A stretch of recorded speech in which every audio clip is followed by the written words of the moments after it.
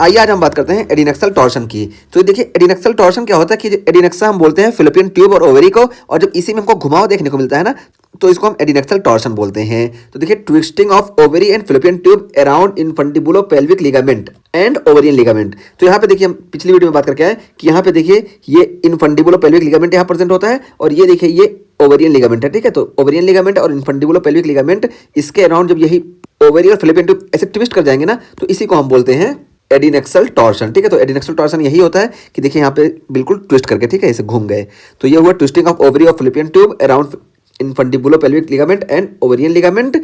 और इसकी वजह से क्या होगा, compression of ovarian vessel in infundibulo pelvic ligament. तो देखिए इस इनफंडिबुलो पेल्विक लिगामेंट में हमको मालूम है कि ओवेरियन वेसल्स प्रेजेंट होती हैं, और ये जब ट्विस्टिंग हो जाएगी तो यहाँ पे कंप्रेस हो जाएंगी, जिसकी वजह से क्या होगा, blockage of lymphatic and venous outflow. तो शुरू में क्या होगा कि लिम्फेटिक और वेनस आउटफ्लो का हमको ब्लॉकेज देखने को मिलेगा। शुरू में जो है आर्टेरियल सप्लाई उतना इफेक्ट नहीं होगी, क्योंकि आर्टेरियल सप्लाई हमको मालूम है यहाँ पे प्रेशर ज्यादा होता है। प्रेशर ज्यादा होने की वजह से शुरू में आर्टेरियल सप्लाई उतनी इफेक्ट नहीं होगी, सिर्फ वेनस ड्रेनेज और लिम्फेटिक ड्रेनेज इफेक्ट होगा। इस वजह से क्या होगा कि हमको ओवेरियन एडिमा देखने को मिलेगा। देखिए यहाँ पे बताया गया कि blockage of lymphatic and venous outflow और कंटिन्यू आर्टेरियल परफ्यूजन। तो आर्टेरियल परफ्यूजन शुरू में ये कंटिन्यू रहेगा, ठीक है, तो इस वजह से हमको ओवेरियन एडिमा देखने को मिलेगा।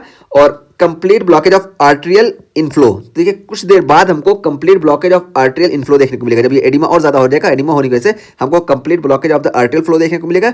इस वजह से हमको यहाँ पे नेक्रोसिस अब देखने को मिलेगी। ठीक है, तो शुरू में एडिमा देखने को मिलेगा क्योंकि यहाँ पे ब्लड आ रहा है, ड्रेन नहीं हो रहा है। फिर बाद में जब ये एडिमा की वजह से आर्टेरियल सप्लाई भी इफेक्ट हो जाएगी, इस वजह से हमको यहाँ पे नेक्रोसिस देखने को मिलेगी, और नेक्रोसिस की वजह से यहाँ पे हमको लोकल हेमरेज देखने को मिलेगा। तो ये हो गई इसकी पूरी पैथो कैसे होता है। अब देखिए एसोसिएटेड विद ओवेरियन मास या सिस्ट, तो ओवेरियन मास या ओवेरियन सिस्ट की कंडीशन में ये टॉर्शन का बहुत ज्यादा चांस होता है, ये इसका रिस्क फैक्टर हो गया। और यहाँ पे फिर प्रेजेंटेशन की बात की जा रही है कि प्रेजेंटेशन क्या होगा कि एक्यूट पेल्विक पेन देखने को मिलेगा, एडिनक्सल मास देखने को मिलेगा, और नोजिया और वॉमिटिंग देखने को मिलेगी। ठीक है, तो इस वजह से ये बहुत बड़ी सर्जिकल इमरजेंसी है। ठीक है, तो ये सर्जिकल इमरजेंसी हो गई। तो यहाँ पे हम बात कर लिए एडिनक्सल टॉर्शन की। इसमें देखिए हम यही मेन चीज बताएं कि यहाँ पे जो होती है ये ऐसे घूम जाती है। नॉर्मल इसको ऊपर से ऐसे होना चाहिए था, ये नीचे ऐसे होना था, लेकिन जब ऐसे घूमेगी तो देखिए आपस में ये टाइट हो जाते हैं। इस वजह से यहाँ पे शुरू में जो होती है ये सिर्फ वेनस ड्रेनेज और लिम्फेटिक ड्रेनेज प्रॉब्लम होती है, इस वजह से एडिमा देखने को मिलता है, और एडिमा की वजह से फिर बाद में आर्टेरियल सप्लाई भी इफेक्ट हो जाती है। इस वजह से यहाँ पे नेक्रोसिस देखने को मिलता है, और नेक्रोसिस की वजह से यहाँ पे हेमरेज होता है। ठीक है, तो हेमरेज होगा,